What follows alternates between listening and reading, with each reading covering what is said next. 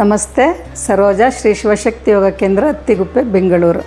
ಸಮಸ್ಥಿತಿ ನಮ್ಮ ಶರೀರಕ್ಕೆ ಸಮಸ್ಥಿತಿ ಮಾಡೋದ್ರಿಂದ ಅನೇಕ ಲಾಭಗಳಿದೆ. ಇದರಿಂದ ನಮ್ಮ ಇಡೀ ಶರೀರ ಶಕ್ತಿಯುತವಾಗುತ್ತೆ, ಕಾಲುಗಳಿಗೆ ಶಕ್ತಿ ಬರುತ್ತೆ. ಒಂದು ಬಿಲ್ಡಿಂಗಿಗೆ ಫೌಂಡೇಶನ್ ಎಷ್ಟು ಮುಖ್ಯನೋ, ಫೌಂಡೇಶನ್ ಚೆನ್ನಾಗಿದ್ದರೆ ಬಿಲ್ಡಿಂಗು ಸ್ಟ್ರಾಂಗಾಗಿ ನಿಂತಿರುತ್ತೆ ಸುಮಾರು ವರ್ಷಗಳು. ಅದೇ ಥರ ನಾವು ಸಮಸ್ಥಿತಿ ಚೆನ್ನಾಗಿ ಅಭ್ಯಾಸ ಮಾಡಿದ್ರೆ ನಮ್ಮ ಇಡೀ ಶರೀರ ಆರೋಗ್ಯವಾಗಿ ಸುಮಾರು ವರ್ಷ ಅದನ್ನು ಪಾಲನೆ ಮಾಡ್ಕೊಂಡು ಹೋಗ್ಬೋದು, ಮೇಂಟೈನ್ ಮಾಡ್ತಾ ಹೋಗ್ಬೋದು. ಕಾಲುಗಳಿಗೆ ಶಕ್ತಿ ಬರುತ್ತೆ ಸಮಸ್ಥಿತಿ ಮಾಡೋದ್ರಿಂದ. ಬ್ರೀದಿಂಗ್ ಸಮಸ್ಯೆ ಕಡಿಮೆ ಆಗುತ್ತೆ. ಮತ್ತು ಇದೆಲ್ಲ ಟೈಟ್ ಮಾಡೋದ್ರಿಂದ ಹೊಟ್ಟೆ ಭಾಗದಲ್ಲಿ ಇಲ್ಲಿ ಏನೇನು ಅವಯವಗಳಿದೆ, ನಮ್ಮ ಅಂಗಾಂಗಗಳಿದೆ, ಅದೆಲ್ಲ ಆ್ಯಕ್ಟಿವ್ ಆಗಿರುತ್ತೆ ಮತ್ತು ಹೆಲ್ತಿಯಾಗಿರುತ್ತೆ.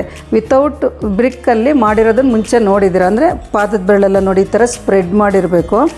ಲಿಫ್ಟ್ ಮಾಡಿ ಒಂದು ಸಲ ಈ ಥರ ಸ್ಪ್ರೆಡ್ ಮಾಡಿದಾಗ ಏನಾಗುತ್ತೆ, ಕಾಫ್ ಮಸಲ್ ಸ್ಟ್ರೆಚ್ ಆಗುತ್ತೆ, ನೀ ಬ್ಯಾಕ್ ಸ್ಟ್ರೆಚ್ ಆಗುತ್ತೆ, ತೈ ಸ್ಟ್ರೆಚ್ ಆಗುತ್ತೆ, ಮತ್ತು ಬಟಕ್ ಸ್ಟ್ರೈಟ್ ಮಾಡಿರ್ತೀವಿ. ಇದನ್ನು ಟೈಟ್ ಮಾಡಿದ ತಕ್ಷಣ ಹೊಟ್ಟೆ ಭಾಗ ಒಳಗೆ ಹೋಗುತ್ತೆ.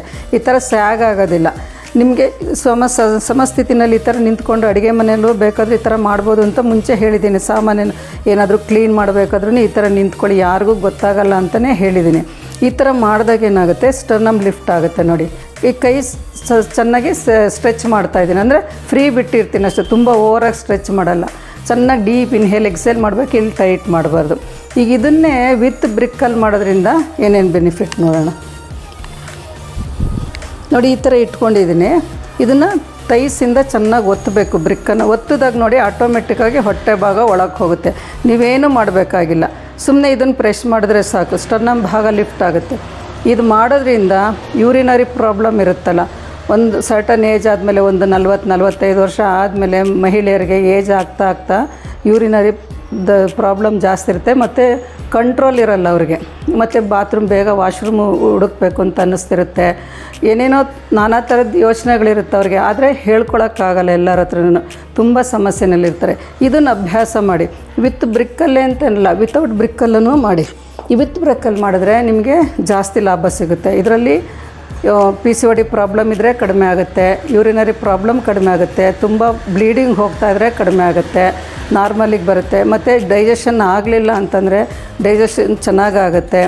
ಮತ್ತು ಈ ಭಾಗ ಏನಾಗುತ್ತೆ, ಅದು ಹೆಲ್ತಿಯಾಗಿರುತ್ತೆ. ಇಲ್ಲಿರೋ ಆರ್ಗನ್ಸ್ ಎಲ್ಲ ಚೆನ್ನಾಗಿ ಆ್ಯಕ್ಟಿವ್ ಆಗಿರುತ್ತೆ. ಹೆಲ್ತಿಯಾಗಿರೋದ್ರಿಂದ ನಮಗೆ ಯಾವುದೇ ಥರದ್ದು ಸಮಸ್ಯೆಗಳಿರಲ್ಲ.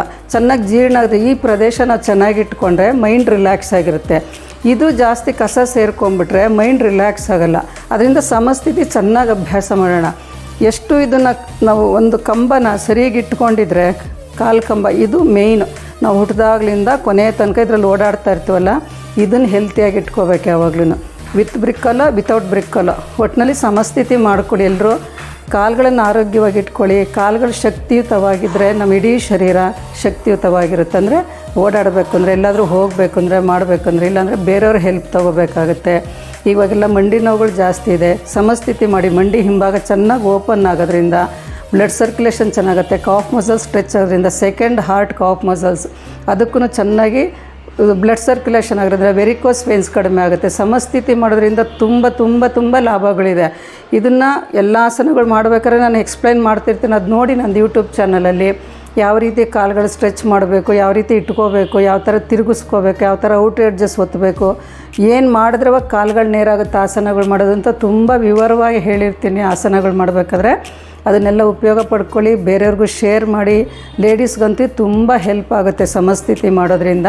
ಇದೆಲ್ಲರೂ ಆರೋಗ್ಯವಾಗಿರಲಿ ಅನ್ನೋದೇ ನನ್ನ ಉದ್ದೇಶ. ಎಲ್ಲರೂ ಇದ್ರ ಉಪಯೋಗ ಪಡ್ಕೊಳ್ಳಿ, ಸಬ್ಸ್ಕ್ರೈಬ್ ಮಾಡ್ಕೊಳ್ಳಿ. ನಿಮ್ಗೇನು ಅನ್ನಿಸ್ತು ಅದನ್ನು ಕಮೆಂಟ್ ಬಾಕ್ಸಲ್ಲಿ ಹಾಕಿಸಿ. ನಮಸ್ತೆ.